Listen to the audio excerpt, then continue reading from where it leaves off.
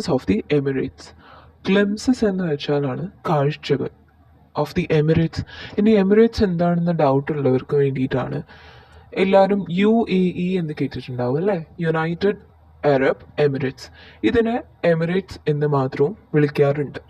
പിന്നെ നിങ്ങൾ ശ്രദ്ധിക്കേണ്ട ഒരു കാര്യം എന്താണെന്ന് വെച്ചാൽ ഈ UAE യെല്ലോ കളറിൽ കാണുന്നതിൻ്റെ ബോർഡറിലാണ് എന്ത് വരുന്നത്, സൗദി അറേബ്യ, ഒമാൻ എന്ന ഈ മിഡിൽ ഈസ്റ്റ് കൺട്രീസ് ഒക്കെ വരുന്നത്. ഓക്കെ, അപ്പോൾ ഈ കാര്യം മനസ്സിൽ വെക്കുക. പിന്നെന്താണ്, UAEയുടെ ക്യാപിറ്റൽ എന്താണ്, അബുദാബി. ഓക്കെ, ഇവിടെ കാണാൻ പറ്റും ഈ ഒരു കോർണറിൽ അബുദാബി. അപ്പോൾ എല്ലാവർക്കും മനസ്സിലായല്ലോ എമിറേറ്റ്സ് എന്ന് വെച്ചാൽ എന്താ ഉദ്ദേശിക്കുന്നത്. UAE അഥവാ യുണൈറ്റഡ് അറബ് എമിറേറ്റ്സ് എന്ന കൺട്രീനെയാണ് നമ്മൾ എമിറേറ്റ്സ് എന്നിവിടെ പറയുന്നത്. അതിൻ്റെ ബോർഡറിൽ വരുന്ന ഒരു കൺട്രിയാണ് ഒമാൻ. ആൻഡ് ഈ UAEയുടെ ക്യാപിറ്റലാണ് അബുദാബി. ഓക്കെ, കുറച്ചൊരു ജനറൽ നോളജ് ആയിപ്പോയി അല്ലേ, പക്ഷെ എന്നാലും നമ്മുടെ ചാപ്റ്ററിന് വേണ്ടിയിട്ട് ഇത് ആവശ്യമാണ്. നമുക്ക് വായിക്കാം.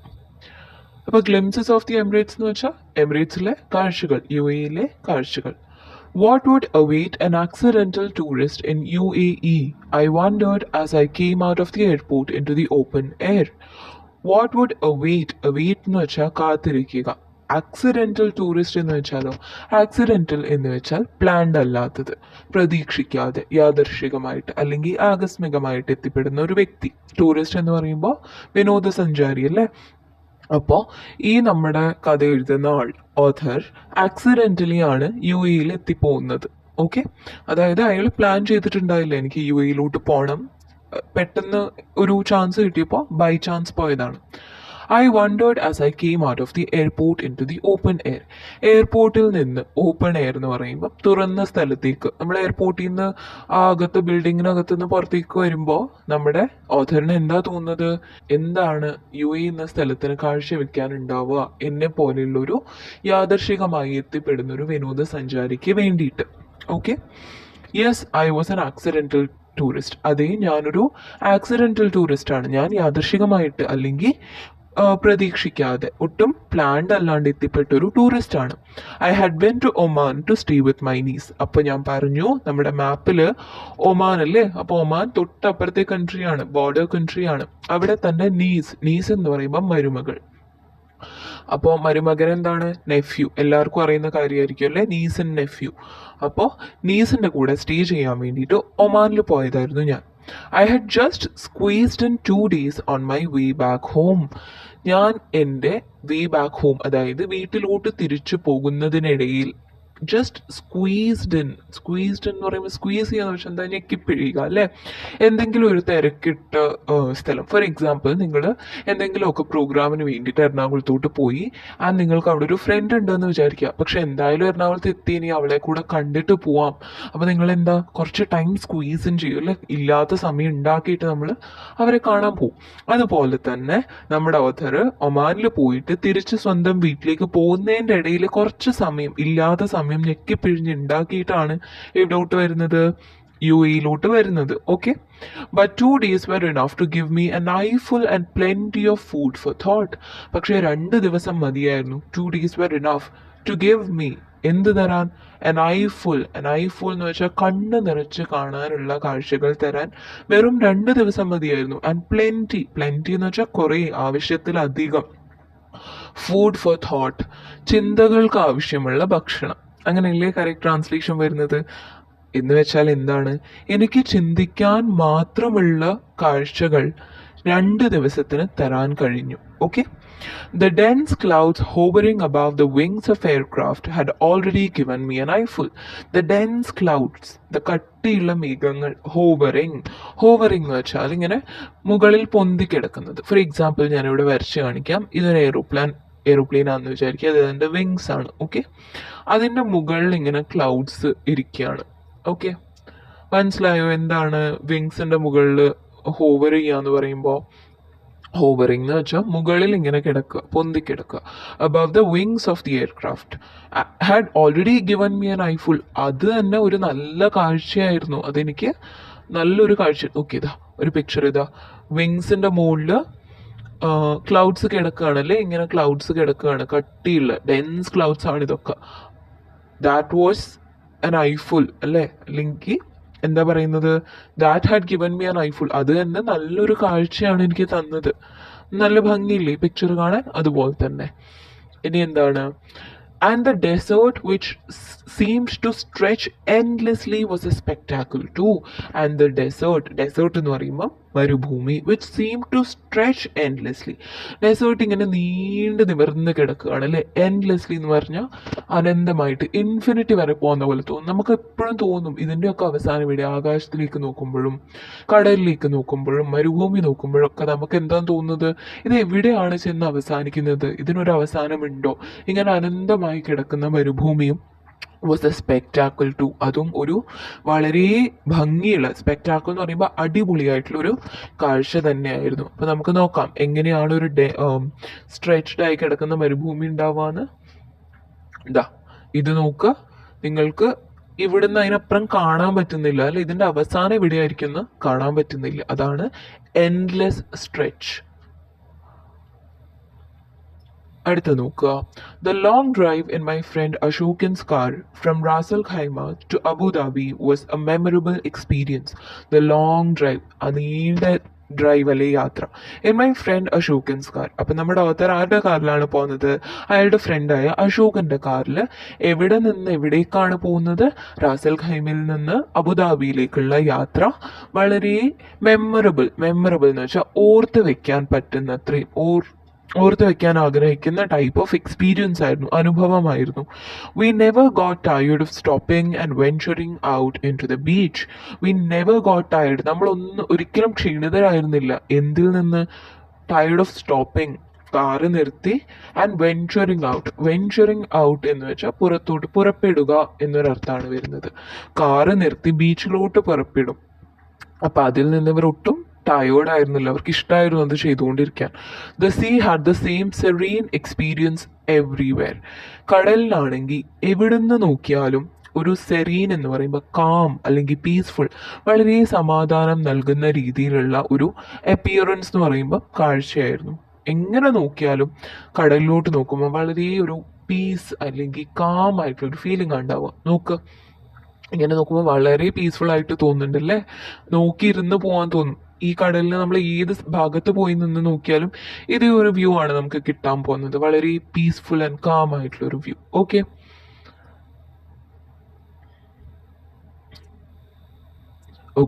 One feels A kind of heavenly bliss at these quiet beaches.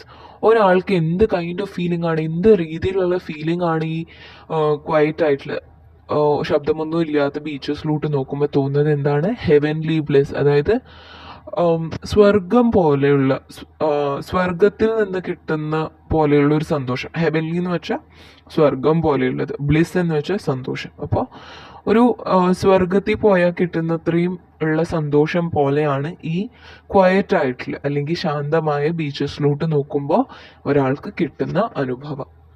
അടുത്ത നോക്കുക, at Sweihan in Abu Dhabi I got sight of something unexpected. അപ്പോൾ അബുദാബിയിലെ സ്വീഹാനിലെത്തിയപ്പോൾ ഞാൻ വളരെ പ്രതീക്ഷിക്കാത്ത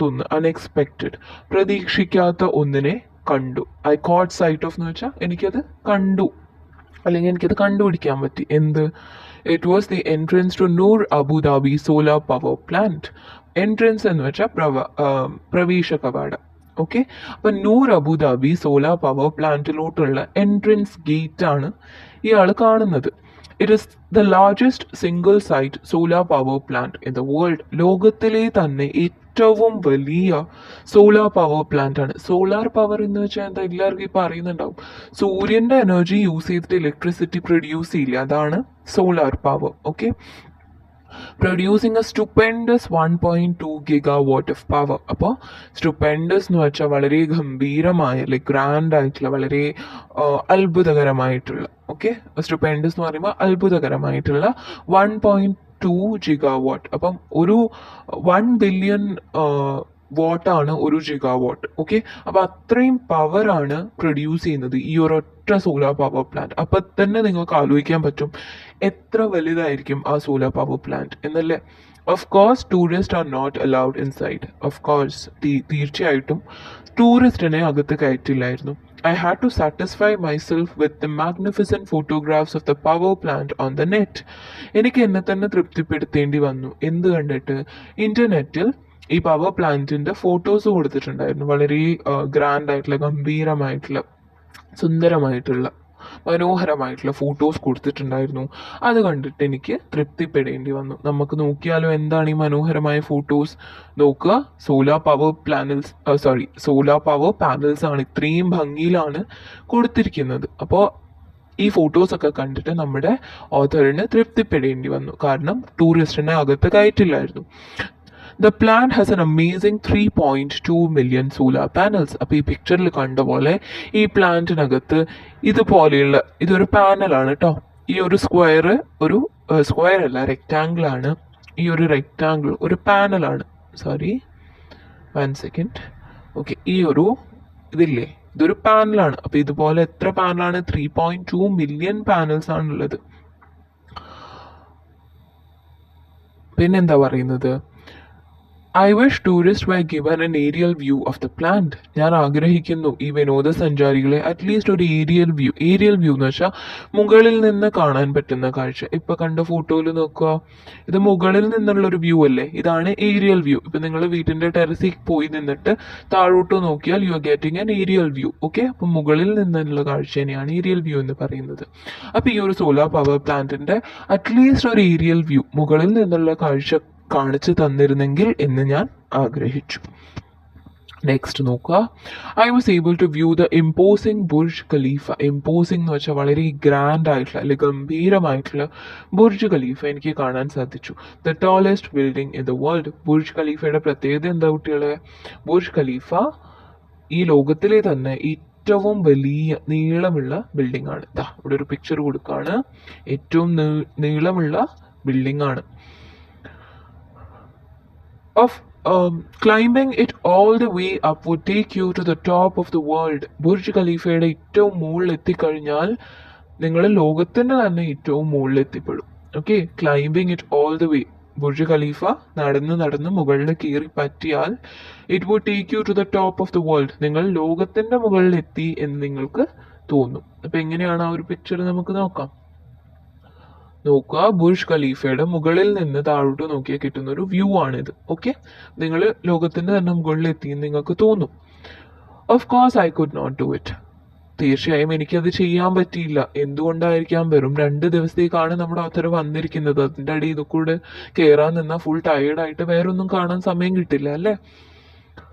A boat ride at Bur Dubai late in evening was a fascinating experience. അപ്പോൾ Burj Khalifa ഇങ്ങനെ വെറുതെ കണ്ടിട്ട് എവിടേക്കാണ് പോകുന്നത്? ബർ ദുബായിലെ ബോട്ട് റൈഡിന് വേണ്ടിയിട്ട്. അപ്പോൾ ലേറ്റ് ഈവനിങ്, ഒരു സന്ധ്യാസമയത്താണ് ബോട്ട് റൈഡിന് പോകുന്നത്. ഇറ്റ് വാസ് എ ഫാസിനേറ്റിംഗ് എന്ന് വെച്ചാൽ വളരെ അതിശയിപ്പിക്കുന്ന, വളരെ നല്ലൊരു എക്സ്പീരിയൻസ് ആയിരുന്നു. നോക്കാം ബോട്ട് റൈഡ് എങ്ങനെയുണ്ടാവുക. നോക്കി ഇത് കാണുമ്പോൾ തന്നെ നമുക്ക് മനസ്സിലാവില്ലേ, നല്ല അടിപൊളിയായിട്ടുള്ള ഒരു എക്സ്പീരിയൻസ് ആയിരിക്കും ഉണ്ടായിട്ടുണ്ടാവുക.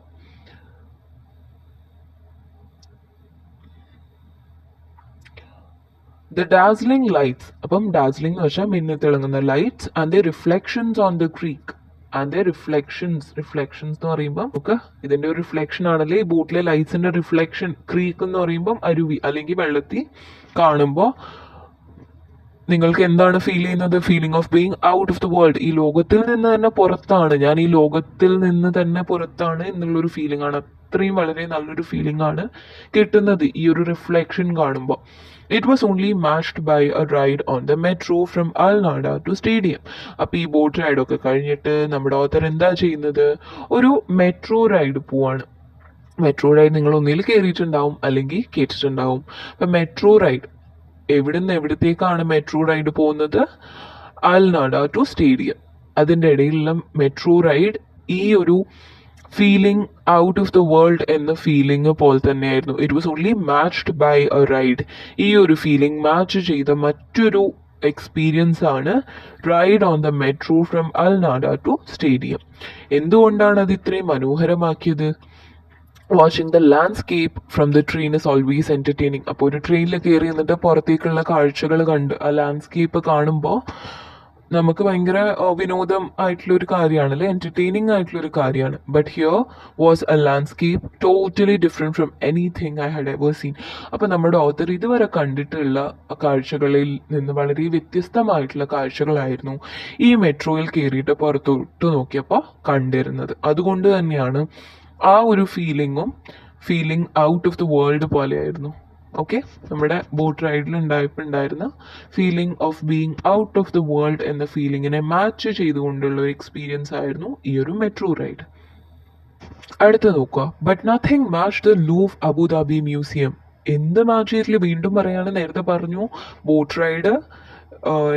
റൈഡ് ചെയ്യുമ്പോൾ ഉണ്ടായിരുന്ന feeling matched with the feeling he had in the metro അല്ലേ.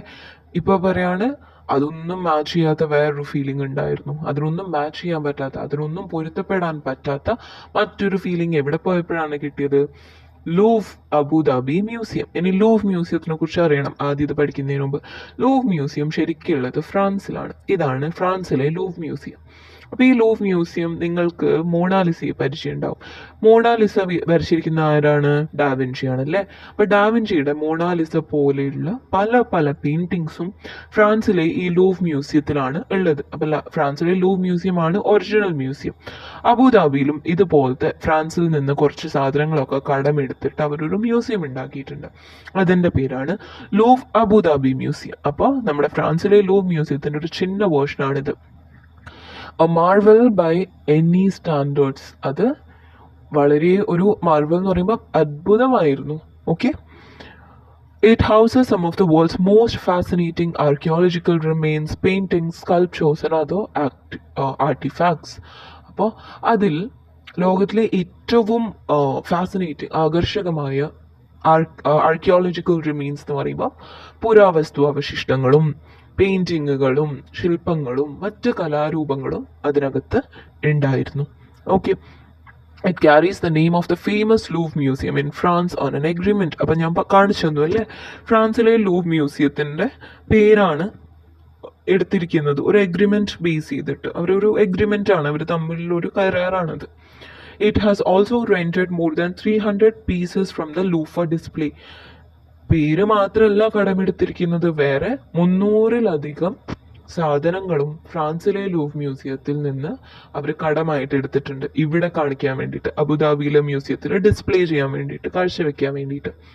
I thought it terribly unlucky of me to have spend only half a day in the museum. അപ്പൊ I thought it terribly unlucky. ഞാൻ വിചാരിച്ചു ഞാൻ ഭയങ്കരമായിട്ട് നിർഭാഗ്യവാനായിട്ടുള്ള ഒരാളാണല്ലോ, കാരണം എനിക്ക് ഈ ഒരു മ്യൂസിയത്തിൽ വെറും പകുതി ദിവസം മാത്രമേ ചിലവഴിക്കാൻ പറ്റുന്നുള്ളൂ. I would have love to spend at least a week, at least കുറഞ്ഞതൊരാഴ്ചയെങ്കിലും ഞാനിവിടെ ചിലവഴിക്കാൻ ആഗ്രഹിക്കുന്നു.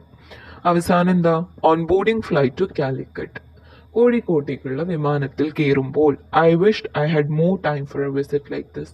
ഞാൻ എന്താണ് ആഗ്രഹിച്ചത്, എനിക്ക് കൂടുതൽ സമയമുണ്ടായിരുന്നെങ്കിൽ ഇതുപോലൊരു സന്ദർശനത്തിന് വേണ്ടിയിട്ട്. അറ്റ്ലീസ്റ്റ് 2 വീക്ക്, കുറഞ്ഞത് 2 ആഴ്ചയെങ്കിലും സമയം. അനദർ ടൈം, മറ്റൊരു തവണ ആയിക്കോട്ടെ, നമ്മൾ പറയില്ലേ ഇപ്രാവശ്യം പറ്റിയില്ല മറ്റൊരു തവണ ആയിക്കോട്ടെ, അതാണ് another time. I might get A chance again. എനിക്ക് വീണ്ടും ഒരു അവസരം ലഭിച്ചേക്കാം. യു നെവർ നോ, നമ്മൾക്കൊരിക്കലും അറിയില്ല അല്ലേ. എനിക്കും അറിയില്ല, നിങ്ങൾക്കും അറിയില്ല, ഓഥറിനും അറിയില്ല, നമുക്ക് കിട്ടിയേക്കാം. അത് നല്ലൊരു ചാപ്റ്റർ ആയിരുന്നു. ഇതൊരു യാത്രാക്കുറിപ്പായിരുന്നു അല്ലെ, ഒരു ട്രാവൽ നോട്ടായിരുന്നു. അപ്പോൾ നമ്മൾ കുറേ കാര്യങ്ങൾ പഠിച്ചു, കുറേ പിക്ചേഴ്സ് കണ്ടു. നിങ്ങൾക്ക് കൂടുതൽ പിക്ചേഴ്സ് കാണണമെന്ന് ആഗ്രഹം ഉണ്ടെങ്കിൽ ഇന്റർനെറ്റിൽ പോയി സെർച്ച് ചെയ്ത് നോക്കുക, വീഡിയോസ് കാണാൻ പറ്റും. വീഡിയോസ് എനിക്ക് വീഡിയോയിൽ ആഡ് ചെയ്യാൻ പറ്റില്ല, കാരണം കോപ്പിറൈറ്റ് വരും. അതുകൊണ്ട് നിങ്ങൾക്ക് പറ്റുമെങ്കിൽ വീഡിയോസ് ഒക്കെ കാണാം. ചില കുട്ടികൾ UAE പോയിട്ട് ഈ മ്യൂസിയമും ബുർജ് ഖലീഫൊക്കെ കണ്ടവരുണ്ടാവും അല്ലേ. അപ്പോൾ കണ്ടവരാണെങ്കിൽ കമൻറ്റ് ചെയ്യാം, ക്ലാസ് ഇഷ്ടപ്പെട്ടെങ്കിൽ കമൻറ്റ് ചെയ്യാം. അടുത്ത വീഡിയോ കാണാം. അടുത്ത വീഡിയോയിൽ ആക്ടിവിറ്റീസ് ആയിട്ടാണ് വരുന്നത്. നിങ്ങൾ കണ്ടിട്ടുണ്ടാവും, സൈഡിൽ തന്നെ ആൻസേഴ്സ് ഒക്കെ നോട്ട് ചെയ്ത് വെച്ചിട്ടുണ്ട്. നോട്ട്സ് റെഡിയാണ്, അടുത്ത വീഡിയോയിൽ അപ്ലോഡ് ചെയ്യാം കേട്ടോ.